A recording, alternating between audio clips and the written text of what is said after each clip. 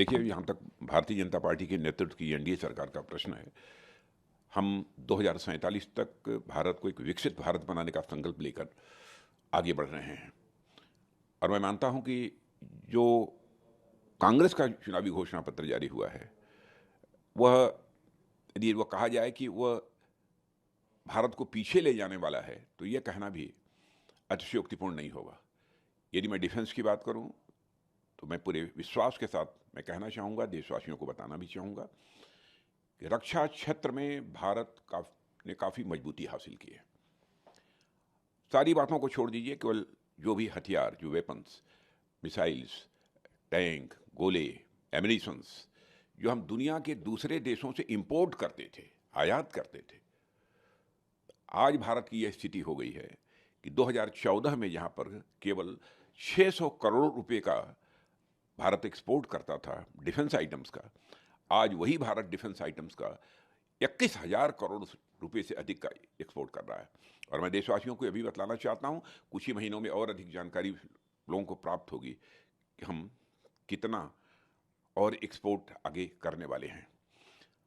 देखिए, 5 वर्षों में एक भी करप्शन के आरोप जो है हमारी गवर्नमेंट के ऊपर नहीं लगे।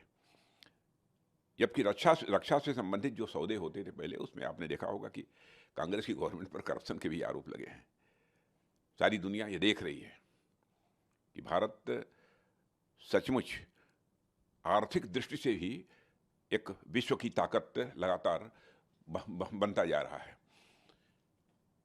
आतंकवाद के प्रश्न पर यदि हम देखें, तो कांग्रेस की जब सरकार थी तो आतंकवाद के सवाल पर मुझे लगता है पता नहीं क्यों बचते थे,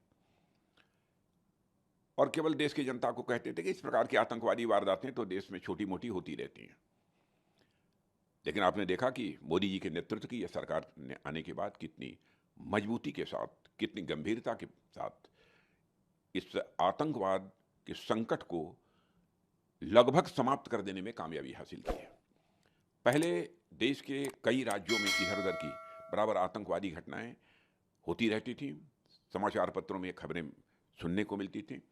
लेकिन आज यदि कश्मीर को छोड़ दीजिए, शायद 1-2 महीने में कोई घटना हो गई तो हो गई, नहीं तो अब देश में कहीं पर आतंकवादी वारदात नहीं होती है।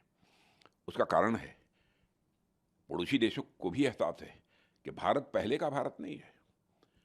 यदि भारत के साथ अधिक छेड़छाड़ की गई तो भारत उसका मुंहतोड़ जवाब दे सकता है।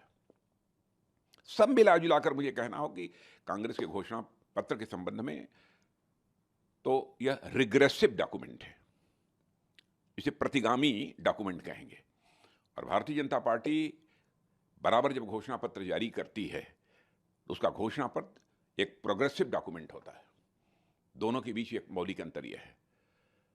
और मैं कांग्रेस के चुनावी घोषणा पत्र के संबंध में यही कहना चाहूंगा कि दिवालिया हो चुके बैंक के चेक से अधिक यह कुछ नहीं है।